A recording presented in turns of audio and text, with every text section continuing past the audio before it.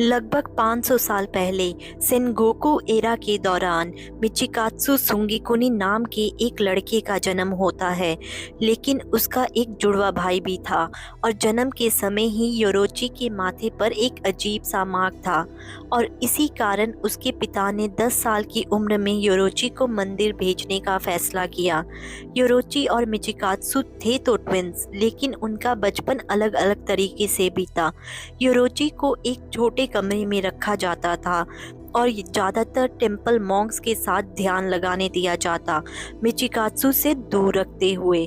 लेकिन मिचिकात्सु, जिसे अपने भाई पे तरस आता था, चुपके से अपने पिता की नज़रों से बचकर योरोची से मिलने जाया करता।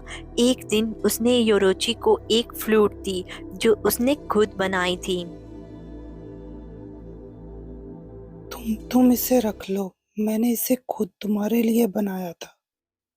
जिसके बाद मिचिकात्सु अपनी स्वॉर्ड प्रैक्टिस के लिए चला जाता है, लेकिन एक दिन योरोची उसकी स्वॉर्ड प्रैक्टिस देखने आता है। योरोची, जिसे अभी तक सभी बहरा समझते थे, उसने उस दिन अपने भाई के साथ पहली बार बात की। तुम बेहतरीन तलवारबाजी करते हो। अगर कभी मौका मिला तो मैं भी इसे सीखना चाहूँगा। मिचिकात्सु, जिसे तलवार चलाने का शौक था, उसने अपने भाई की बातों को तुच्छ समझा क्योंकि योरोची को जल्द ही मंदिर भेज दिया जाना था। लेकिन योरोची हमेशा मिचिकात्सु की तलवारबाजी देखता रहा और अब वो बाहर बैठकर अपने भाई की प्रैक्टिस देखता। एक दिन उनके पिता के एक आदमी ने योरोची को कुछ बेसिक तलवारबाजी सीखने को कहा, लेकिन योरोची ने सिर्फ एक बेसिक स्टैंड से उस आदमी पर 4 वार किए और उस समुराई को नीचे गिरा दिया, जो मिचिकात्सु कभी नहीं कर पाया था। जिसके बाद दोनों भाई एक साथ बैठते हैं। क्या तुम मुझे अपना राज बता सकते हो कि तुमने पहली बार ही इतनी अच्छी तलवार कैसे चलाई? योरोची ने कहा कि उसने सिर्फ गहरी सांस ली थी और अपनी बोन्स की अलाइनमेंट और ब्लड फ्लो पर ध्यान दिया था। ये जानकर मिचिकात्सु को एहसास हुआ कि योरोची के लिए जीवित प्राणियों के शरीर ट्रांसपेरेंट होते हैं, क्योंकि ये बोन्स और ब्लड फ्लो की बात कर रहा था। मिचिकात्सु ने तलवारबाजी में और अधिक मेहनत की, पर उसका दिल योरोची के खिलाफ जेलसी से भरा हुआ था। उसने सोचा कि शायद अब उनके पिता योरोची को परिवार का उत्तराधिकारी बनाएंगे और उसे मंदिर भेज देंगे। लेकिन इसी बीच उनकी माँ, जो काफ़ी बीमार थी, उनकी डेथ हो जाती है।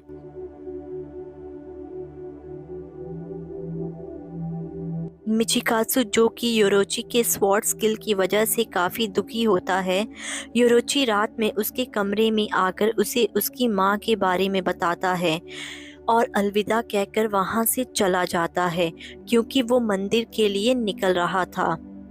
मिचिकात्सु अपने दिल में ईर्ष्या लिए कुछ भी ना बोला और अपने भाई को जाते हुए देखता रहा।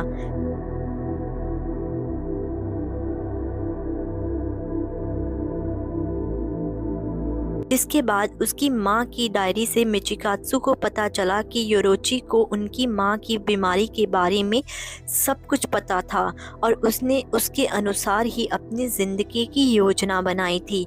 इससे मिचिकात्सु का दिल और भी ज़्यादा योरोची के प्रति ईर्ष्या से भर गया था, क्योंकि उनकी माँ के हिसाब से योरोची मिचिकात्सु से ज़्यादा बुद्धिमान था। मिचिकात्सु अपने भाई योरोची के प्रति बढ़ती ईर्ष्या के साथ अपने समुराय जीवन को और भी गंभीरता से लेकर आगे बढ़ता है और एक बेहतरीन समुरा बन जाता है। जिसके बाद उसकी शादी होती है और वो अपनी फैमिली के साथ बिजी रहने लगता है।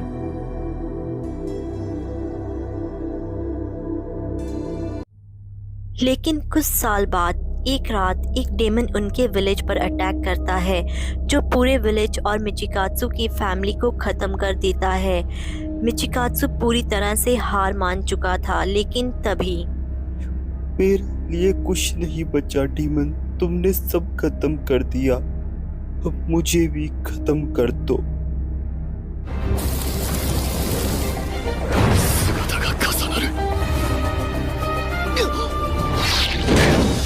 जब मिचिकात्सु सामने देखता है तो योरोची खड़ा होता है। मिचिकात्सु ने अपने भाई को देखा जो और भी ताकतवर बन चुका था और अपनी ईर्ष्या और गुस्से को छुपा नहीं पाया। उसने अपने विलेज को छोड़ दिया और एक डेमन स्लेयर बन गया। योरोची के साथ प्रैक्टिस करने लगा। मिचिकात्सु ने देखा कि योरोची दूसरे डेमन स्लेयर्स को अपनी ब्रीदिंग टेक्निक सिखा रहा था, पर कोई भी इसे ठीक से नहीं सीख पा रहा था। मिचिकात्सु ने अपनी शक्ति के अनुसार इन टेक्निक्स को बदल दिया और पहली ब्रीदिंग टेक्निक बनाई।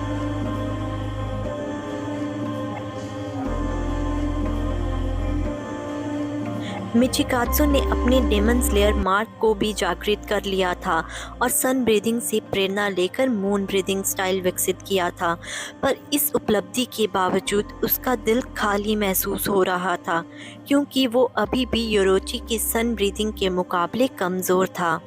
मिचिकात्सु अपनी उपलब्धियों पर तो गर्व करता था, पर योरोची के आशावादी विचार उसे चिढ़ा देते थे। योरोची ने जब ये कहा कि उनके पास उनकी unique breathing style sun breathing और मून ब्रीदिंग को आगे बढ़ाने वाला कोई उत्तराधिकारी नहीं है, इसे सुनकर मिचिकात्सु और भी फ्रस्ट्रेट हो गया। फ्रस्ट्रेशन और डेमन स्लेयर मार्क्स के कारण होने वाली दिट के डर से मिचिकात्सु काफ़ी दुखी और परेशान रहने लगा, लेकिन उसे उसकी परेशानी का लाभ कोई और उठाने वाला था। एक डेमन की खोज के दौरान मिचिकात्सु को कोई मिलने आता है और ये कोई और नहीं, डेमन किंग मौजान था।